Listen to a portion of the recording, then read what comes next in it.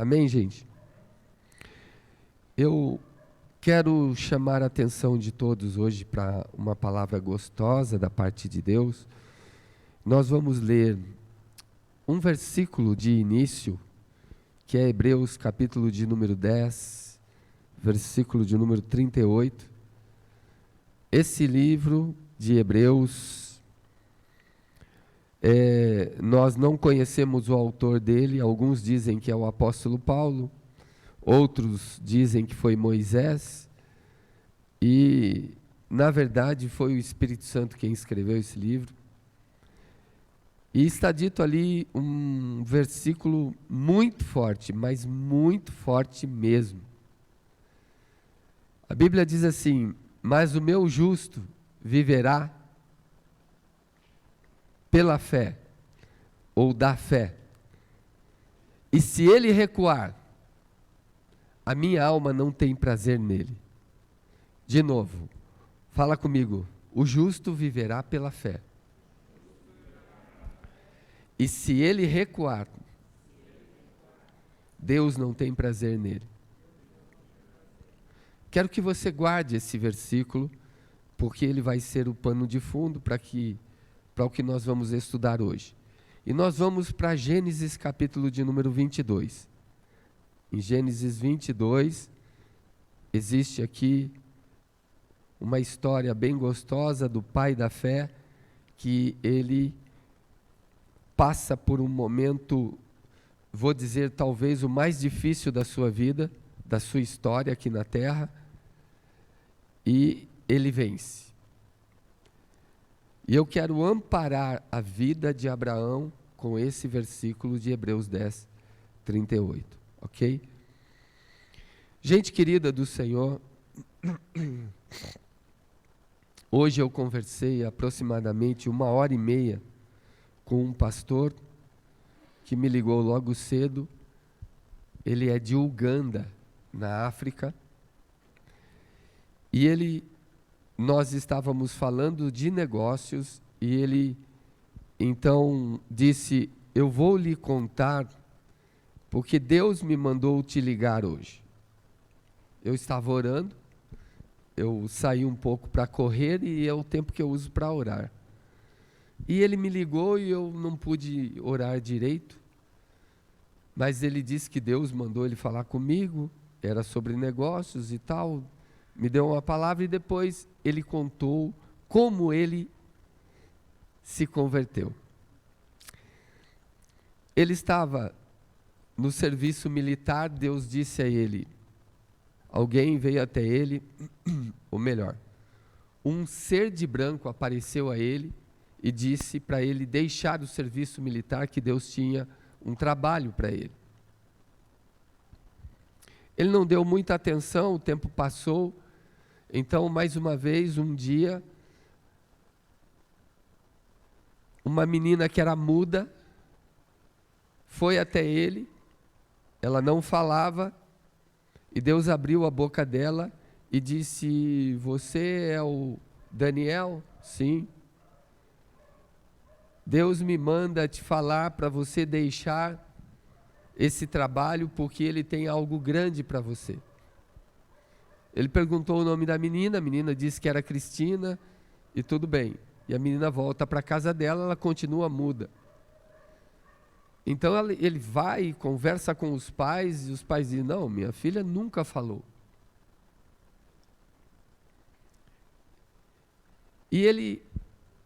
E a menina ainda disse assim: se você continuar nesse caminho, você não vai sobreviver o outro dia. Então ele vai e pede dispensa da corporação, e acontece uma série de coisas que um outro dia eu conto a vocês. Enfim, ele sai do serviço militar.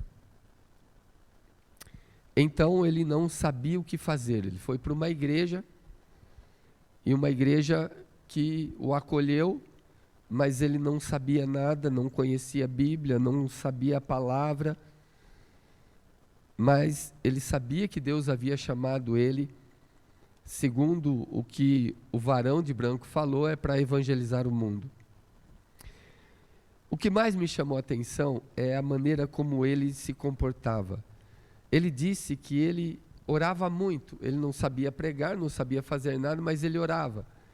E ele saía pelas vilas, por toda a cidade, ganhando almas. E ele disse que cada vez que ele evangelizava, no culto da igreja, ele levava 15 pessoas, 30 pessoas. Todos os dias que tinha culto, ele ia com 15, 20, 30 evangelizados durante o dia. Ele só saía e evangelizava e falava de Jesus. Então um dia, ele disse, eu vou para o monte orar. E ele foi para o monte e ele falou assim, se é verdade o que está escrito nessa Bíblia, e que se Deus nunca muda, e Moisés permaneceu na presença dele todos esses 40 dias, sem comer e sem beber, então eu vou permanecer 40 dias sem comer e sem beber. E se Deus mudar, eu vou morrer. Se Deus não mudar, eu vou viver. Mas eu vou jejuar e orar 40 dias e 40 noites. E ele foi para o monte. E ele me contando, eu estava paralisado. Eu não consigo ficar nem 2 dias sem comer. Eu estava paralisado de vergonha. Ficava mudo no telefone. Falei, pode falar, pastor. Então ele disse que ficou, e quando deu 3 semanas, ele disse assim a mim,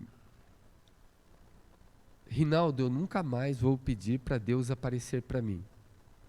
Porque eu disse, como Moisés, ele falou face a face, e eu queria que ele falasse comigo face a face. Eu estava sem comer, sem beber, em oração, no monte muito alto. Ele disse, você vai vir aqui e eu vou te levar lá. Então começou a acontecer alguma coisa debaixo dos meus pés, aquele monte começou a tremer. Pareciam ondas passando pelo monte assim, o monte não parecia mais um monte de terras, mas era um monte de papel, de alguma coisa muito fraca. Então veio um vento muito forte, e ele disse assim, era 2 horas da tarde da minha terra, onde o sol está no pico, mais de 45 graus de calor. Não havia uma nuvem no céu, e naquele momento relâmpagos começaram a cortar aquele monte. A montanha era cortada por relâmpagos, que terminava na montanha, e um vento muito forte começou a soprar, e uma rocha que eu estava em cima dela começou a se mover, e ele disse, a olhos físicos, a rocha foi saindo, uma rocha de toneladas. Quando o vento começou a soprar, a rocha desceu a montanha. E eu não sabia o que estava acontecendo, mas um barulho de estrondo, como se bombas estivessem sendo lançadas naquele monte. Eu não suportava, eu comecei a tentar fugir, me esconder, eu não sabia. Então, fechei os olhos de medo, eu não sabia o que estava acontecendo, e eu pensava, o mundo está acabando. E aí, quando ele abre os olhos, tem um varão de branco na frente dele.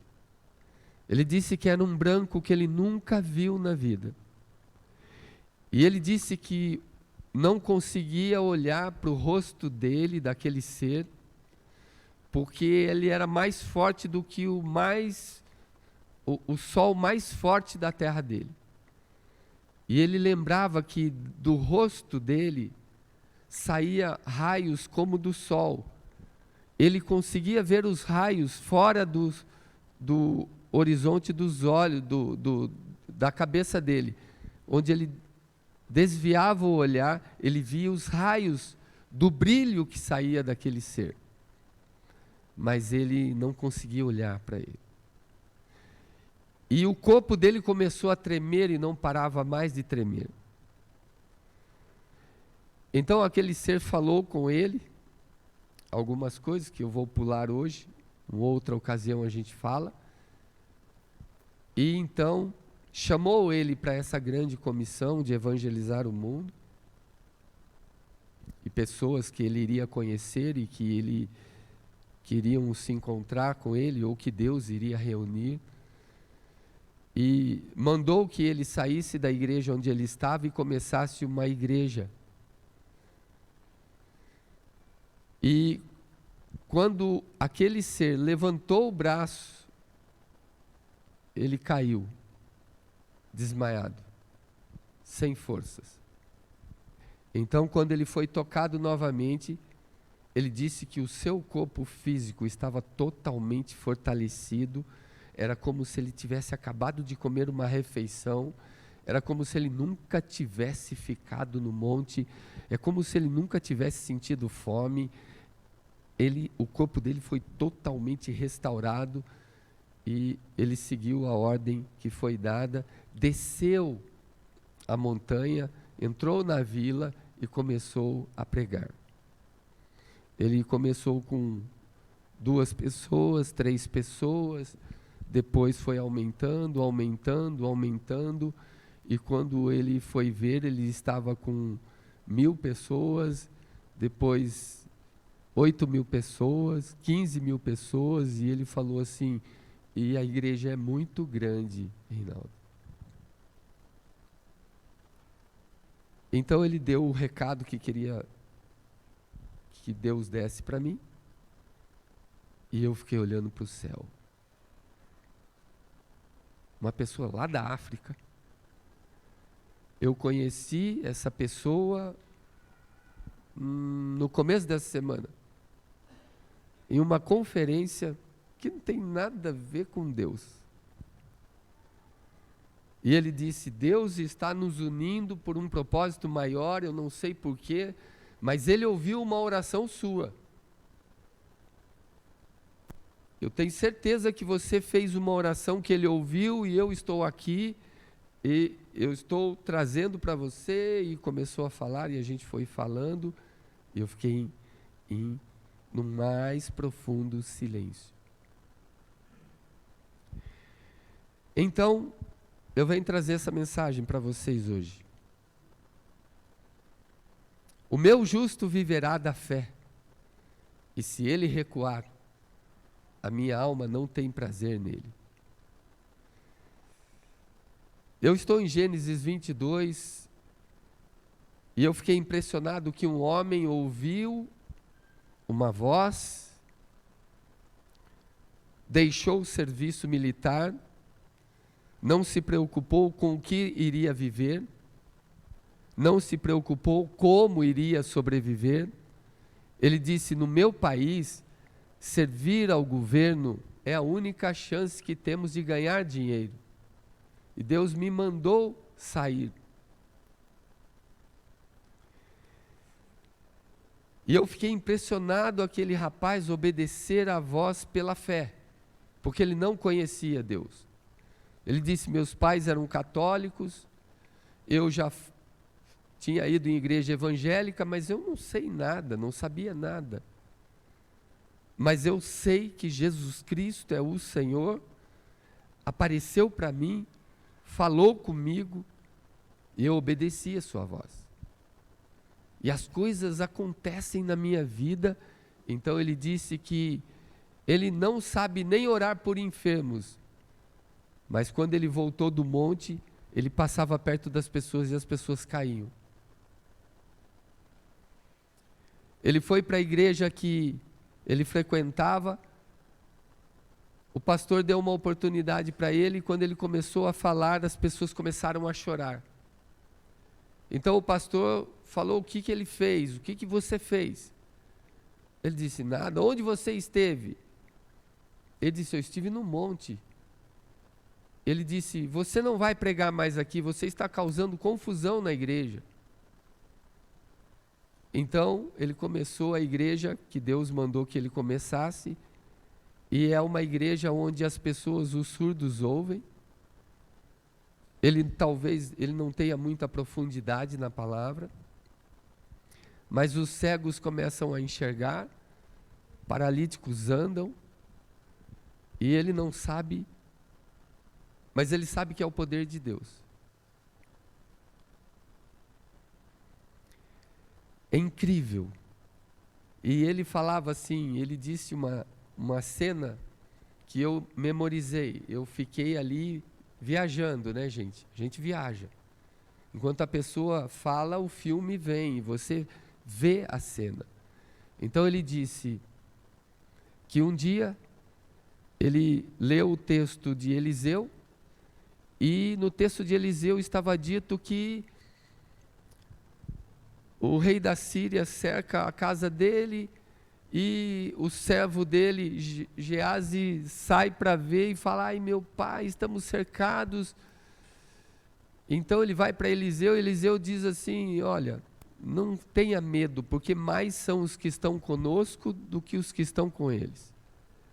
Diz que a cidade toda estava cercada pelo exército. Então Eliseu ora e fala: Senhor, abre os olhos desse moço para que veja. E quando ele abre os olhos, a casa de Eliseu tinha carros de fogo, cavaleiros de fogo, espadas flamejantes por todo lado, e eram miríades.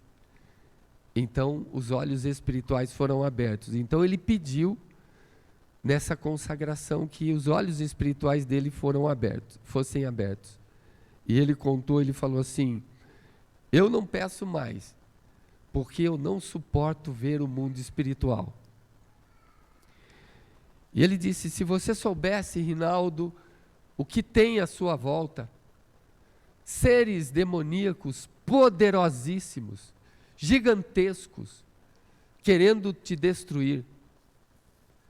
E ele disse: as pessoas que tinham o Senhor, a marca de Deus, que eram povo de Deus, tinham dois anjos andando do lado. E eu não via uma pessoa, eu via 3. Ele dizia: todos que são do Senhor têm os anjos do lado deles. Seres de brancos, com asas, estão do lado. E ele falou: sei que é anjo porque tinham asas. Mas o mundo espiritual é terrível. Ele disse: tem coisas, por isso que o apóstolo Paulo diz que se os nossos olhos físicos fossem abertos para o mundo do espírito, nós desmaiaríamos de terror por ver tudo que envolve o mundo espiritual. Uma pessoa não peca só por pecar, tem um mundo espiritual por trás. Enfim, ele contando muitas coisas, eu fiquei parado, olhei para o céu, falei: Deus, será que o Senhor está falando comigo através dele? O meu justo viverá pela fé. Se ele recuar, a minha alma não tem prazer nele.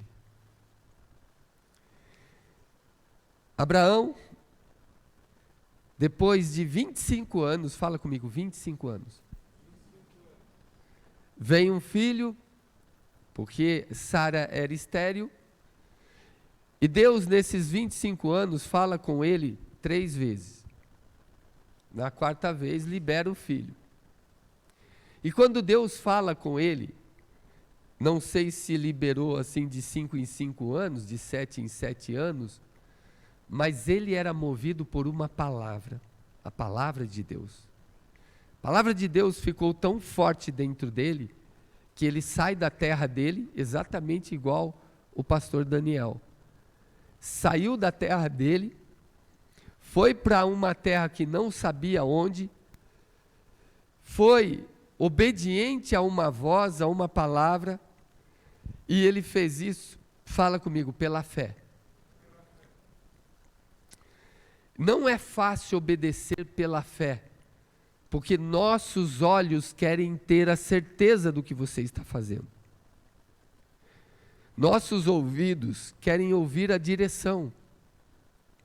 Nossos sentimentos querem ter a certeza de que não estão sendo enganados.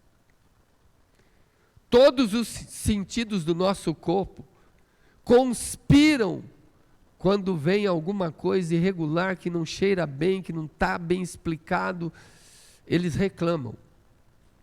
E Abraão ouve essa voz, obedece a essa voz, sai da sua terra, deixa a sua tranquilidade, o seu lugar seguro, deixa a vida fácil, deixa o luxo, deixa a segurança da cidade e vai para um deserto, vai peregrinar para uma terra que ele não conhecia.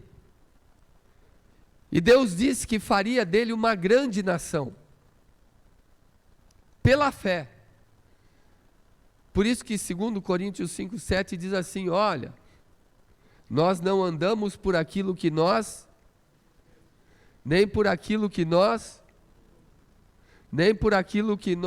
percebemos, nem por aquilo que nós aprendemos, nós andamos não andamos pela vista dos olhos, porque o corpo de Abraão já era de 100 anos, 99 anos, Sara, 90, então ele não podia andar pelo que ele via, pelo que ele via era impossível, pelo que ele sentia era impossível gerar, pelo que ele via, Sara não podia, ela estava toda enrugada, já havia acabado o ciclo das mulheres, ela não gerava mais. Como todos nós vamos enrugar um dia, Sara chegou nesse tempo antes de nós. E se ele olhasse para Sara, ele não podia, ela não podia. Mas quando a gente vai para Romanos 4, versos 17, 18, 19, 20, ali está dito que ele perseverou na fé, que ele continuou crendo, ele dava glória a Deus cada vez que ele lembrava da promessa e ele se fortalecia. Ele não levava em conta o próprio corpo adormecido, nem o ventre adormecido de Sara. Mas a Bíblia diz que ele, pela fé, ele foi conquistando aquilo que Deus prometeu. Pela fé nós conquistamos as promessas. E eu vou pular aqui algumas coisas, mas a fé é o único elemento inegociável do reino. Sem fé é impossível agradar a Deus. Sem fé é impossível alcançarmos algo da parte de Deus. Todos nós temos uma fé natural e alguns têm uma fé espiritual ou sobrenatural. A fé natural todos nós temos. É a fé de que ao terminar este culto, nós vamos para casa. Todo mundo crê que vai para casa, amém? Então você tem uma fé? Você ainda não foi. Mas você acredita fielmente que ao terminar esse culto você vai para casa. E você acredita que vai chegar lá, amém? Mas você não chegou ainda. Mas você tem essa fé, porque é uma fé natural. A fé sobrenatural, essa fé espiritual, é o que Jesus fala, que alguns têm uma pequena fé, e outros, Jesus falou, mulher, grande é a tua. Então tem gente que tem uma fé grande e uma fé pequena. Por exemplo, no episódio de Marcos 9 lá, os discípulos foram expulsar demônio, não conseguiram, e Jesus falou, até quando estarei convosco, homens de pequena fé. Aí ele vai para a mulher cananeia, Senhor, mas os teus filhos, mas aqueles, os cachorrinhos, comem das migalhas que o teu filho não come. O que o teu povo não valoriza, eu aqui valorizo. Ele falou, mulher, nem todo em Israel encontrei tamanha fé. Seja feito como cresce. Então, tem gente que para Deus tem uma fé grande. E tem gente que para Deus, mesmo estando na casa de Deus, ouvindo a palavra, tem uma fé pequena. É uma fé que não opera, ela só mantém você vivo, vindo para a casa de Deus e ouvindo a palavra, mas não produz milagres. E Abraão sai movido por fé.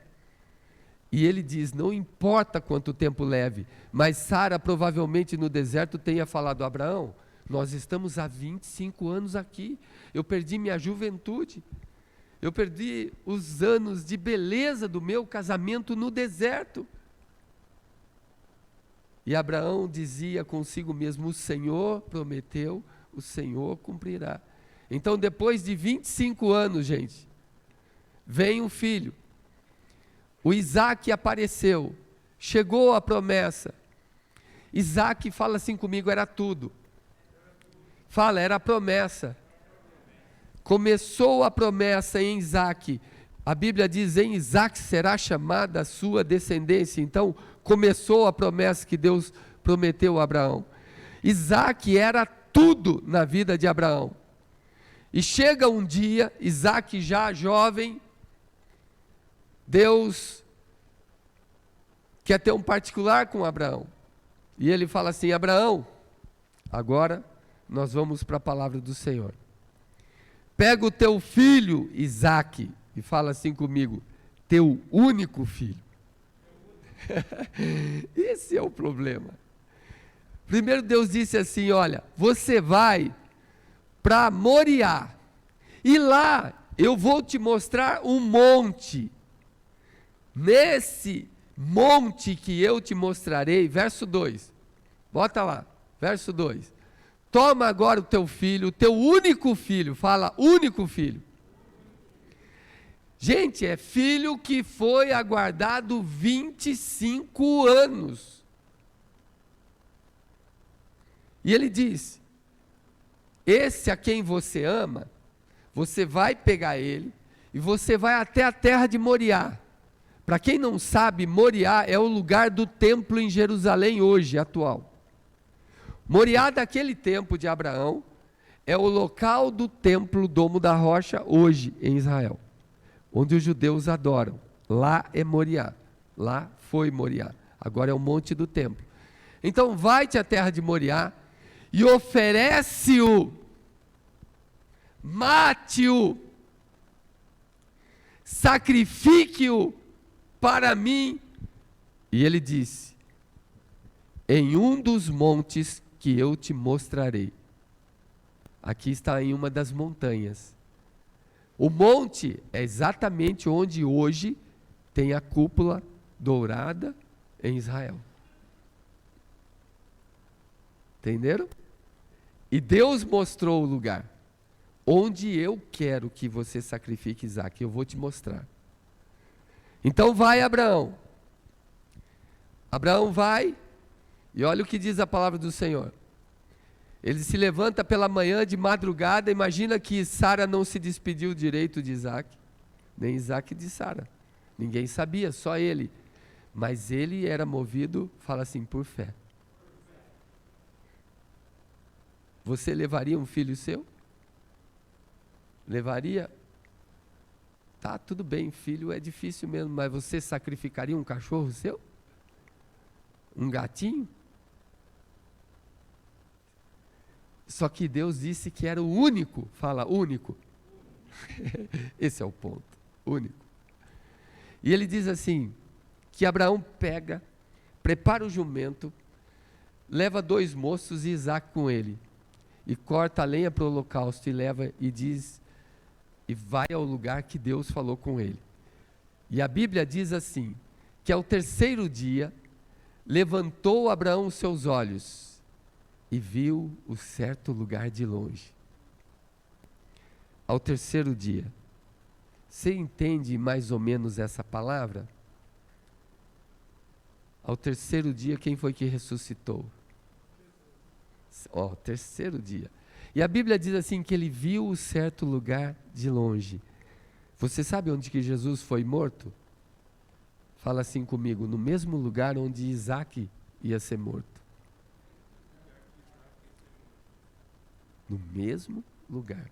E disse a Abraão: fiquem aqui, e eu vou com o menino ali, eu vou adorar, e nós vamos voltar para vocês. E Abraão pegou a lenha, colocou sobre Isaque, que eles iam subir a montanha. Falou: você é mais forte, vai subir carregando lenha. E ele pegou o fogo, e pegou o cutelo ou a faca, e os dois foram subindo a montanha. Agora presta atenção nesse próximo versículo, 8. Então, falou Isaque a Abraão, seu pai, e disse: meu pai, chegamos aqui, não foi fácil. Aqui está o fogo, o senhor está com o fogo aí, eu estou com a lenha. Mas onde está o cordeiro para o sacrifício? Então, e disse Abraão: Deus proverá para si o cordeiro, meu filho. E assim eles foram. Eu vou parar aqui, porque o texto é um pouco mais gostoso do que eu estou falando. Mas eu vou voltar um pouco naquilo que nós estamos tocando aqui, para que você entenda que havia um lugar revelado. Havia Moriá. Moriá era o lugar que Deus queria que Abraão estivesse. Amém? Mas só que Moriá, 4.000 anos depois, virou o Monte Gólgota, ou o Monte Caveira, ou o Monte do Templo. Virou o lugar onde Deus queria que o seu filho fosse morto. Então havia Moriá, que é o lugar que Deus quer que você esteja. E agora, Moriá se transforma em Gólgota, que é bem ali, coladinho. É o lugar onde Deus quer que você morra. Deus estava levando Abraão para Moriá, porque é o lugar que ele queria que Abraão estivesse. Mas que em Moriá, Deus iria matar Abraão. Você fala: não, mas ele iria sacrificar o filho. Então pergunte para um pai, ou para uma mãe, se entre a vida do filho e a própria vida, ela não dá a própria vida. Não é nem se o filho merece ou não, mas o coração de Abraão estava despedaçado. O espírito de Abraão estava em pedaços. O homem Abraão subia a montanha gritando por dentro com Deus. Sua alma gemia, porque ele olhava para o seu filho e só uma coisa lhe vinha à mente: o Deus que me deu força com 100 anos para gerar esse menino, é o Deus que não sei de que jeito vai trazer esse menino de novo à vida depois que eu o matar. Era só isso que o livro de Hebreus fala que Abraão pensava. Eu não sei como, não sei de que jeito, mas ele vai viver. Eu só vou obedecer. É aquele que não recua, mesmo diante das dificuldades dos olhos, mesmo diante da dor do coração, mesmo diante dos sentimentos dilacerados pelo filho, mesmo diante do grito da alma cheia de amor pelo filho. E a Bíblia diz: o único filho. Ele obedece. E ele acreditava de alguma forma: o Deus que foi poderoso para renovar o meu corpo, para restaurar o ventre de Sara, para me dar vigor de novo, é o Deus que vai trazer meu filho de volta. E a palavra do Senhor diz que Moriá é o lugar que Deus quer que você vá. Mas o Gólgota é o lugar onde Deus quer que você morra. Você vem para a igreja, é Moriá, mas quando o Espírito Santo aviva essa palavra aqui, vira Gólgota, onde Deus quer que você entregue. Entregue o quê? O seu único filho. O que você mais ama nessa vida. Aquilo que é mais importante para você. Aquilo que aparentemente você não vive sem. Deus está levando aqui Abraão a receber seu ministério. Abraão poderia não ouvir Deus, como muitos de nós já não ouvimos. Olha quantos começaram na igreja e quantos estão fora da igreja. Olha quantos iniciaram o ministério com você e quantos já saíram do ministério. Quantos ouviram outras vozes? Abraão poderia ouvir a voz de Sara, a voz dos parentes. Não, não faz isso, está maluco. Mas ele ouviu a voz do Senhor. Tem gente que pega, abandona a obra de Deus, mas Deus falou com você um dia? Falou. Tem um rapaz que nós trouxemos para a igreja, e ele tinha um ministério de louvor, e falou que Deus usava, tinha isso para ele, papapá, e Deus, e Deus, e Deus. Então um dia ele se desviou, fui atrás dele e falei: ó, cansei. Eu não quero saber mais de igreja, não quero saber de Deus, não quero saber de nada. Estou decepcionado, eu estou ganhando dinheiro sem igreja. Enquanto eu estou ali afundado na igreja, fazendo a obra de Deus, eu não ganho dinheiro. Eu disse: mas o que aconteceu com Deus falando com você? Ah, não quero nem saber. Porque onde Deus estava no momento que eu estava necessitado. Quantos de nós não abandonamos o ministério porque nós achamos que Deus não falou conosco? Ou se falou, eu não dou ouvidos mediante o meu momento atual. Qual era o momento atual de Abraão? Arrebentado, destroçado. E ainda assim ele continuou naquilo que Deus falou. Amém, gente? E a palavra do Senhor diz, eu amo essa palavra. Como é que eu sei a vontade de Deus? Fala assim comigo: pela palavra de Deus. E a palavra de Deus é o Espírito de Deus nessa palavra que testifica com o nosso. Por mais que você fale, não vou fazer, não quero mais, não me interessa mais, estou fora disso aqui, olha, não enche mais meu saco, não vou mais para a igreja. O Espírito testifica com o nosso. Abraão sabia disso. Como é que eu obedeço então essa palavra? Você obedece a palavra de onde você recebe a palavra. Você recebe a palavra é de Deus? Sim ou não? Então você recebe na fonte que você obedece na fonte que você recebe. Seus pais te ensinam a palavra, você começa a receber já de pai e mãe. Já tem que obedecer lá. Seus líderes, seus pastores, Deus é hierárquico. E a palavra do Senhor vem nos ensinar que estar na igreja não significa que você é igreja.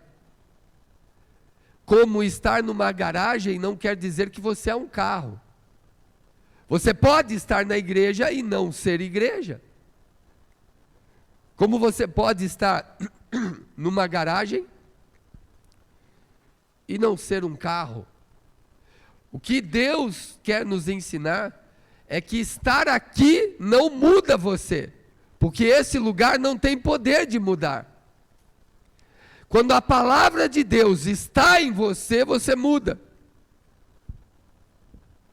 Uma pessoa chegou para mim, e interessante que eu falei novamente com ela a mesma coisa.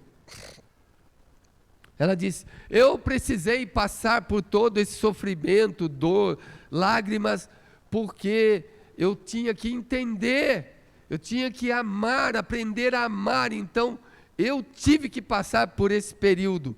E eu perguntei: quanto tempo levou esse período para você perdoar as pessoas que você acha que te ofenderam?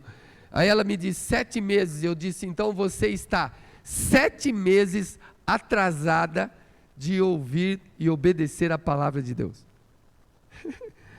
Aí ela espantou: eu não estou, tá sim. Se levou 7 meses para você obedecer uma palavra que dizia para você perdoar imediatamente o ofensor? Você conseguiu se curar em 7 meses. Então você está há 7 meses longe da palavra, longe de obedecer. Mas não fiquem impressionados, porque o exemplo dela é pequeno em vista de muita gente. Tem gente que está 1 ano, 2, 3, 10, 20 e não perdoou ainda. Quantos anos você está de obedecer a palavra? E aqui, a palavra do Senhor, ela vem aqui usando o crente Abraão, trazer algumas lições para nós, e eu vou aproveitar aqui minhas anotações de gabinete, de escritório, de intimidade. O Deus que provê para si, provê para mim, provê para o mundo. A Bíblia diz que Abraão era um homem de fé, e ele decide subir e obedecer. Isso já era uma situação, no meu caso e no seu, atípica. Mas foi escrito dele lá em Hebreus 11, mais ou menos o versículo 6, que sem fé é impossível agradar a Deus. E nós estamos entendendo hoje o que agrada a Deus e o que desagrada a Deus. Porque quem tem fé agrada, e quem recua, a alma dele não tem prazer. Você já perdeu o prazer em alguém? Já perdeu o prazer em alguma coisa? Coisas que você dava vida e você perdeu o prazer? Não tenho mais prazer nisso. Mas você gostava tanto, você comia de lamber os... Não tenho mais prazer. Quando você não tem mais prazer, diga assim comigo, você não quer mais.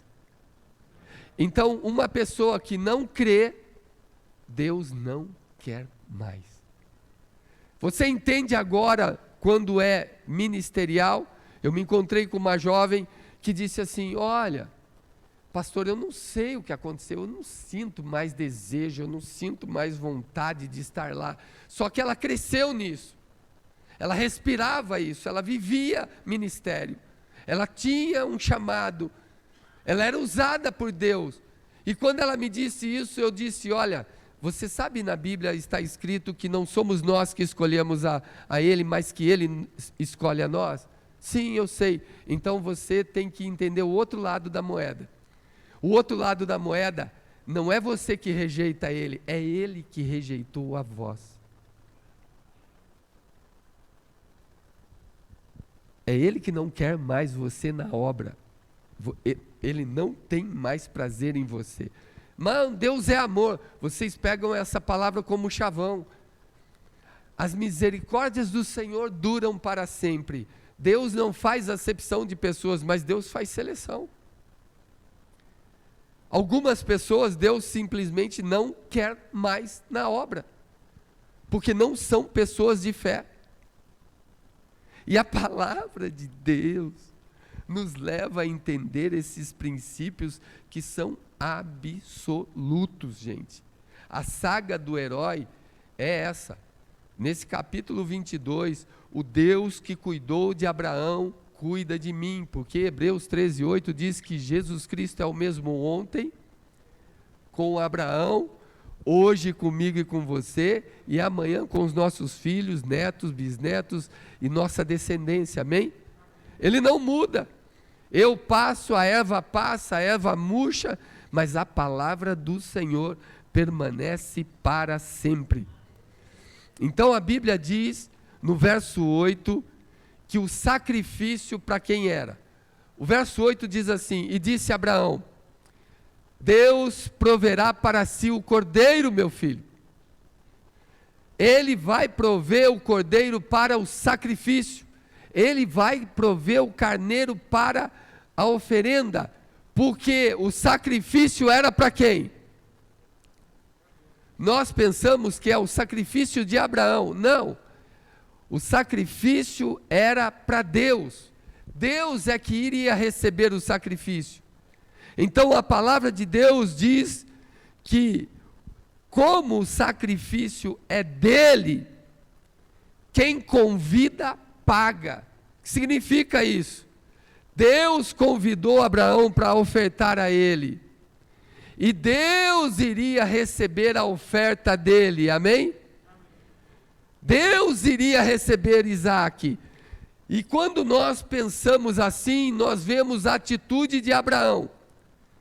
Jesus, 4.000 anos depois, disse assim em Mateus 6,33: buscai primeiro o reino de Deus e a sua justiça, e todas as demais coisas vos serão acrescentadas.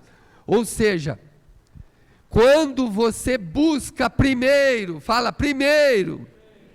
Gente, não é segundo, não é terceiro, quando der tempo e quando tiver um espaço. É primeiro, primícia. Quando você na sua vida busca primeiro o reino de Deus, a Bíblia diz que Deus aceita o seu sacrifício. Abraão poderia ter 1000 coisas para fazer, ele parou tudo por causa de uma palavra: obedecer, fé. E a Bíblia fala que se você buscar primeiro o reino dele, todas as demais coisas vos serão acrescentadas, inclusive o seu Isaque. Eu sei que a gente se apega a muita coisa, mas o verso 12 do capítulo 22, Deus já começa a falar com ele. Deus fala assim: quando Abraão está com a faca pronta para sacrificar o filho, eu acredito que Abraão fechou os olhos do filho com uma mão e a outra levantou ao céu. E nesse momento, Deus brada do céu. E ele diz assim: não estendas a tua mão para ferir o rapaz, não lhe faças mal, porque agora sei que temes porque não me negaste o teu único filho. Isso você não arremete lá para João 3,16? Que Deus amou o mundo de tal que entregou o seu único filho por nós.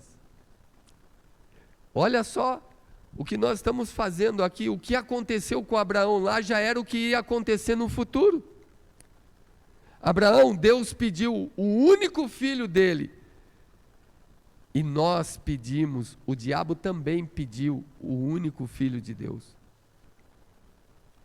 Pelos nossos pecados. Mas a palavra do Senhor continua dizendo que Deus deu tudo que tinha por nós. E Abraão deu tudo que tinha por Deus. Olha como muda. Em Abraão era por Deus. E Deus era por nós, por Abraão. Por que por Abraão? Porque se você não sabe, pela fé, eu e você somos filhos de Abraão. Nós somos descendência de Abraão pela fé. Então lá no passado, Abraão deu o próprio filho por Deus. Agora Deus dá o próprio filho por Abraão. Pela descendência de Abraão. Consegue entender isso, sim ou não?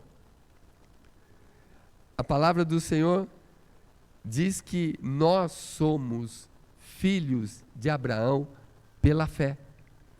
E ser filho de Abraão aqui é porque, como Gálatas 3,7 diz, é que nossa descendência, ou a descendência de Abraão, os que são da fé são sempre descendência de Abraão. Então Deus deu agora o filho dele por Abraão. Deus devolveu. Porque nós estamos agora representando Abraão aqui. Mas a palavra de Deus não para aí. Diz que, o verso 13, quando nós erguemos os olhos, porque ali Abraão levanta os olhos. De repente, Isaque está lá amarrado, e o anjo para, a cena se desenrola, ele tira Isaque de lá, abraça Isaque, eu posso ver a cena, ele chorando com Isaac, e a Bíblia diz que tem um momento em que ele fala comigo, levanta os olhos. Gente, só tem provisão no monte de Deus quando você levanta os olhos aos céus. O Salmo 121 diz assim, eu vou olhar para onde? Me diz de onde pode vir o meu socorro. Eu já sei. Eu vou levantar os meus olhos para os montes. Fala de novo, levantar os olhos. Eu levanto os meus olhos para o alto, de onde virá o meu socorro? Quem é que está lá? O meu socorro vem de quem? Criador de quê? Dos céus e da terra. Então, quando o homem consegue levantar os olhos, ele vê provisão. Às vezes você está numa situação absurdamente vergonhosa, vexatória, de muita dificuldade, de muita tristeza. E nós só ficamos de cabeça baixa. Nós só ficamos amuados, desanimados, à beira da depressão, à beira da vergonha, querendo dar um fim na vida. É um relacionamento que se acabou, é um outro que está acabando, não sabe o que fazer, é uma empresa falindo, é o aluguel chegando e não conseguindo pagar, tudo beirando o caos. Então as pessoas vão se afundando dentro de si mesmas, vão adoecendo por dentro, seus órgãos vão adoecendo, seu corpo vai sentindo palpitações, o olho começa a pulsar, a cabeça começa a doer, seus músculos e nervos parece que saltam, ele não tem vida, não tem paz, porque o seu emocional está desequilibrado. E essa é a hora em que a gente não vê saída. Mas quando eles estavam subindo, fala assim, no monte de Deus. Porque Deus falou, eu te mandarei para um dos montes, você vai sacrificar em um dos montes que eu te mostrarei. Então lá era o monte de Deus, amém? Eles estavam subindo aquele monte, e eles disseram, e Abraão disse, Deus proverá para si o cordeiro, porque o sacrifício é para ele, a obra é para ele. Às vezes você fala assim, mas eu não aguento mais ir para a igreja, eu não quero mais, é muito pesado, mas esse sacrifício é para ele. Alguns se dão o luxo de se retirar, eu não quero mais, como se fosse maior do que Deus. Eu já disse a vocês, vocês podem ir embora, me deixar sozinho, eu continuarei pregando.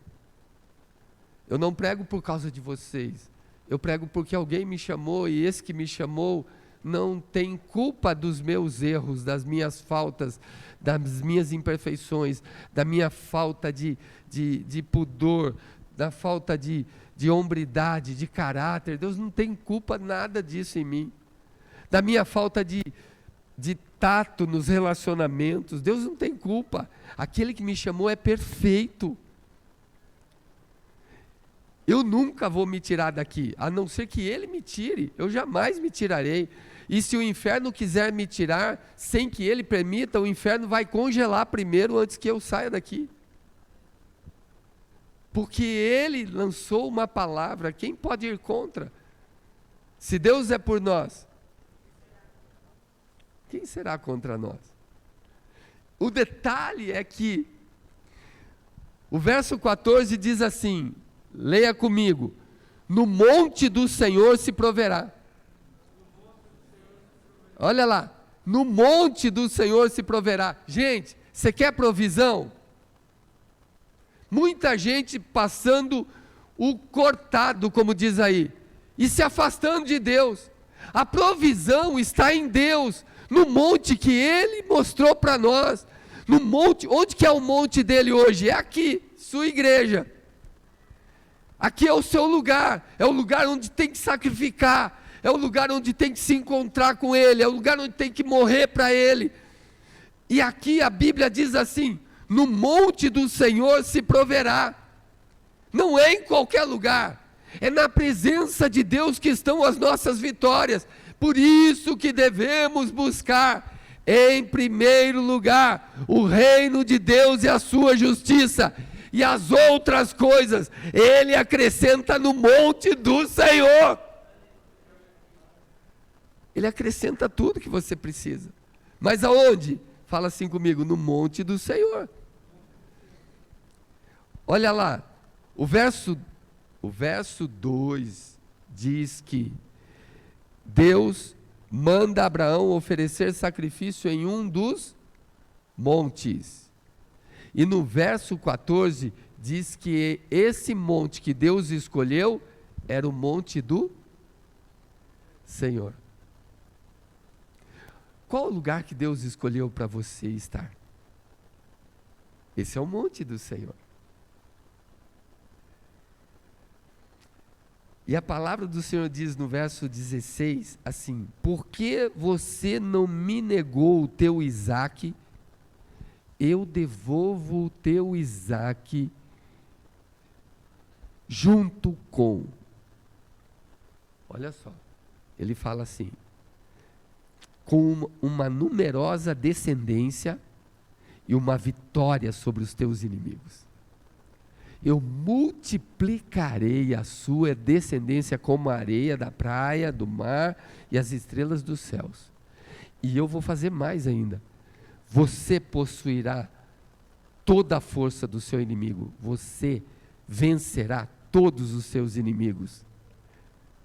Porque você, olha só, não me negou aquilo que era mais importante no seu coração. O teu Isaque. Tem gente que nega o dízimo. Nem é o Isaque. Até o dízimo se nega.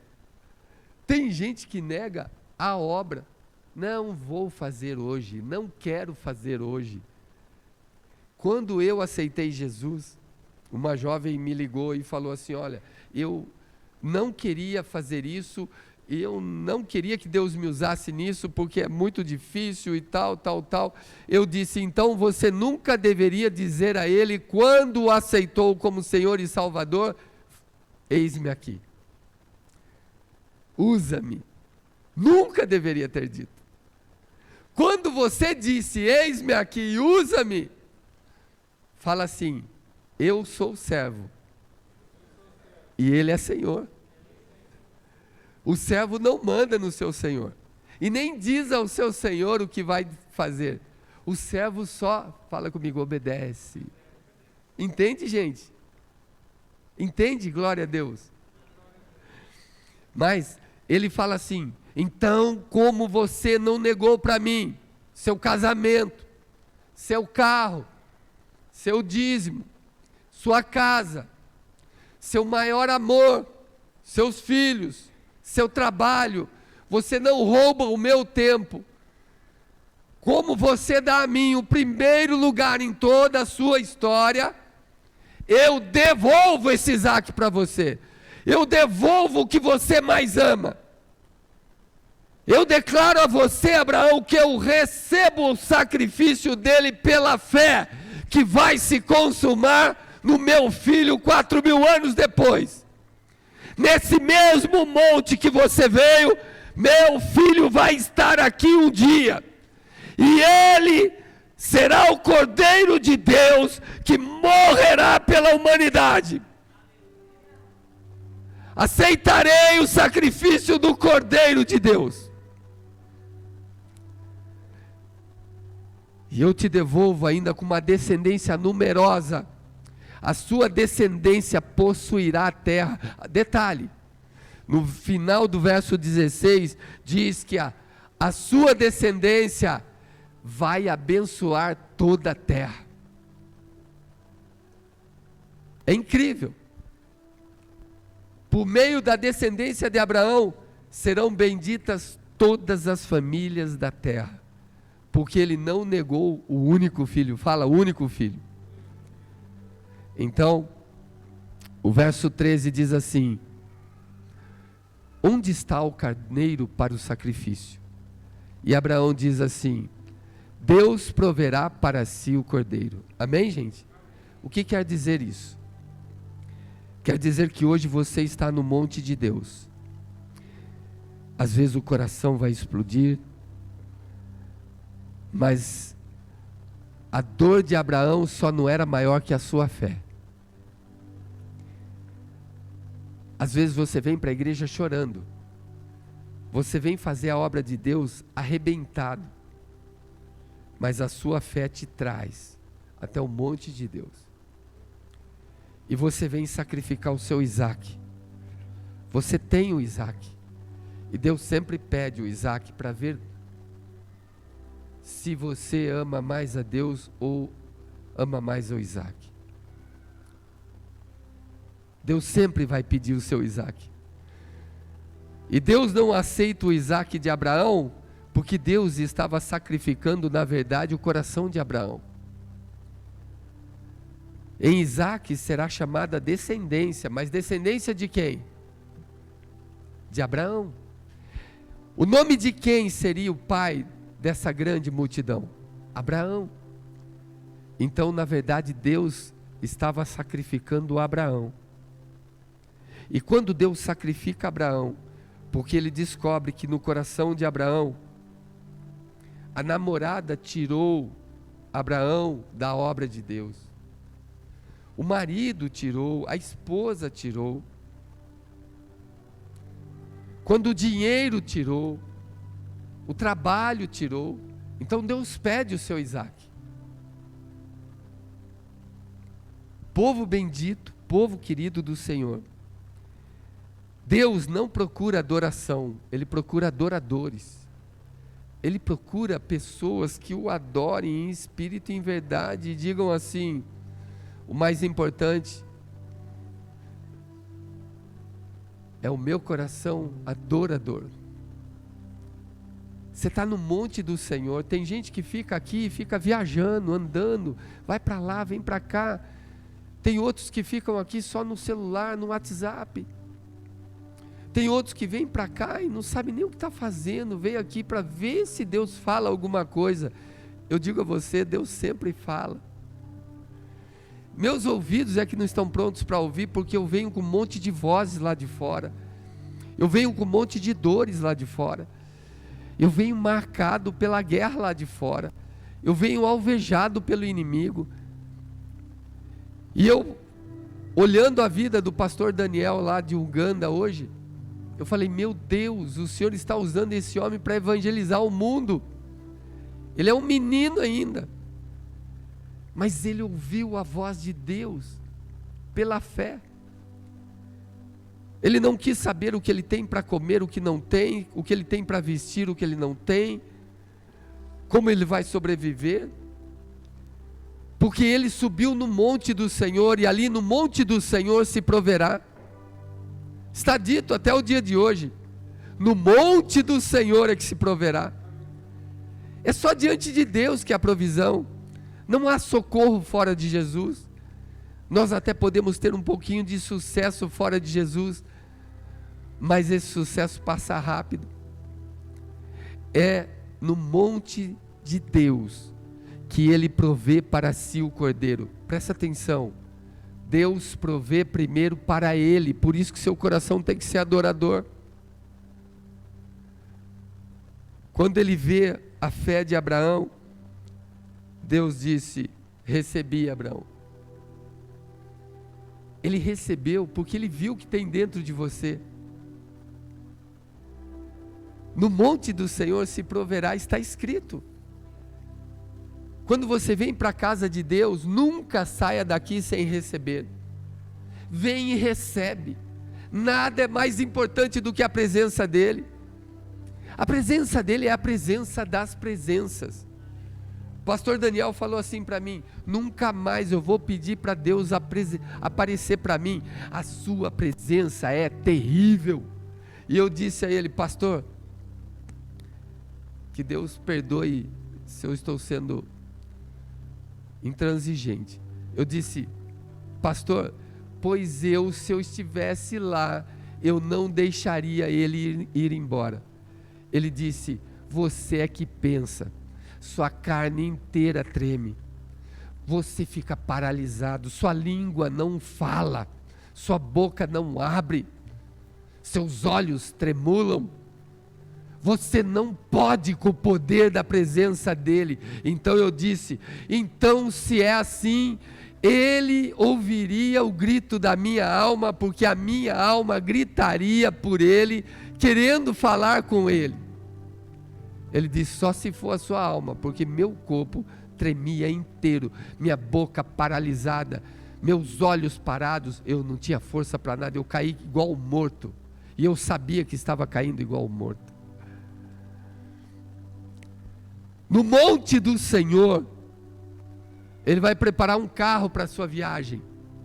Você não sabe como você vai? Ele prepara o carro, Ele prepara a viagem, Ele prepara a condição. No monte do Senhor, Ele prepara o dinheiro para o aluguel, para as contas, Ele prepara a mulher, a costela, né? A costela aí que você está procurando e só acha no mercado, Ele vai arrumar outra costela para você, mas sabe aonde? No monte do Senhor. A galera vai procurar costela lá fora, no churrasco do diabo, aí a costela lá já está mais do que assada, passou do ponto. Quando se junta para a perdição. É no monte do Senhor que se provê. É aqui, ó. E eu falo, olha, eu falei para aquele pastor, não consigo nem ficar 2 dias sem comer. Ele ficou 21 dias sem comer e sem beber. Que jeito? Eu falei, Deus, tem gente muito melhor do que eu. Eu estou indo embora aqui envergonhado, arrebentado. E ele disse, eu precisava ver Deus. Eu precisava conhecer esse Deus. É no monte do Senhor que Deus vai trazer o dinheiro para você pagar aquela consulta. É no monte do Senhor que Ele vai trazer dinheiro para a cirurgia. É no monte do Senhor que Ele vai trazer dinheiro para você pagar suas contas.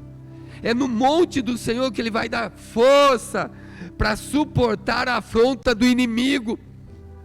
Você não vai vencer uma afronta do inimigo ficando em casa, isolado, trancado, quando o inimigo sabe que te alvejou. É no monte do Senhor que há cura. É na presença dEle que há glória. É no monte do Senhor que há o recurso. É no monte do Senhor que há ajuda. É no monte do Senhor que tem as ideias, as estratégias. Você quer ser próspero no seu negócio? As ideias vêm quando você está no monte. Vem para o monte. É no monte que vem a ocasião para o perdão. É no monte que o Espírito desce, te ama de uma maneira que você nunca foi amado. Então você é capaz de amar e perdoar, mas é no monte. Fora do monte é choro, é dor, é lembrança, é tristeza, é mágoa, porque é alvejado pelo inimigo. É no monte. Há uma história, gente, que eu quero concluir, que uma cobra, para você matar uma cobra, alguém falou assim, uma águia jamais pode matar uma cobra, porque a cobra é venenosa e ela pica a águia e ela é envenenada e morre. Então, cientificamente, fizeram o estudo da águia e da cobra, e foi descoberto o seguinte, que quando a águia pega a cobra, imediatamente ela alça voo. A cobra não consegue picar a águia quando ela está alçando voo, subindo. O corpo da cobra se sente fora do seu ambiente, porque ela foi criada para rastejar. Sobre o teu ventre rastejarás. E quando ela está no ar, todo o corpo dela é como se ela tivesse medo de cair. É como se o coração dela batesse mais do que o corpo suportasse. Ela vai morrendo porque a águia vai alcançando alturas. Coisa mais espetacular que eu vi no mundo animal é que lá em cima a cobra não tem o poder da gravitacional para subir, envergar e picar. Lá ela só quer cair, e lá ela morre com as alturas. Quando você vem para o monte de Deus, você está no lugar mais alto, onde o poder, a glória, a majestade, a soberania está presente. Nenhum inimigo ousa chegar, eles serão consumidos, destroçados. A Bíblia diz em Apocalipse que Jesus, quando ele voltar na guerra do Armagedon, ele diz que ele não vai lançar uma arma sequer, é o sopro da boca dele vai destruir o iníquo. Diz que rios de sangue cobrirão a face da terra. Ali o vale de Josafá vai ser coberto de sangue de corpos até o arreio dos cavalos. E Jesus não vai sequer fazer um gesto de luta. A Bíblia diz que o sopro dele matará o iníquo. Vai para o monte.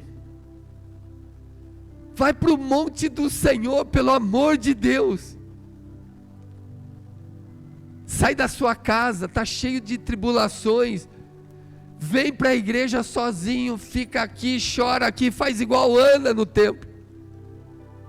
Vem e chora, se derrama, conversa. Você vai ter a experiência do monte, porque está escrito que no monte do Senhor se proverá, não é em outro lugar.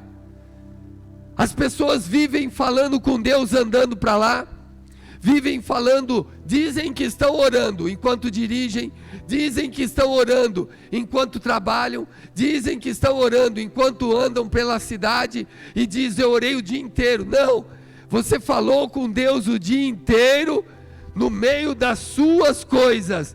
Orar é você ter intimidade, comunhão, e vir para o monte, ficar ali só com Ele. Porque ali você falou com Deus com os seus problemas. Aqui no monte você vai falar com Ele, só com Ele. Experimente subir no monte. Experimente ficar diante dEle. Ele vai trazer a solução para a sua vida, para o seu casamento, para a sua empresa, para o seu relacionamento. Porque Ele será socorro bem presente na angústia. Povo de Deus, é no monte do Senhor que se provê. Não busque resultado lá fora. Conquiste primeiro aqui no monte, e depois você colhe lá fora. É aqui que recebemos. E sabe como recebemos? Fala, pela fé. Você sai cheio. É igual a mulher que está grávida. Você não vê nada. Alguma coisa, uma vida está crescendo ali, mas você não vê. Toda vez eu olho para a Sara para ver se ela está grávida. Falo assim, não está. Mas quando estava também estava assim. E eu fico olhando e eu falo, ai meu Deus, será? No monte do Senhor é que se proverá. Amém, gente? Mas não está não, gente. Está não. Está na bênção. Está na bênção. Não está. Eu profetizo. Amém?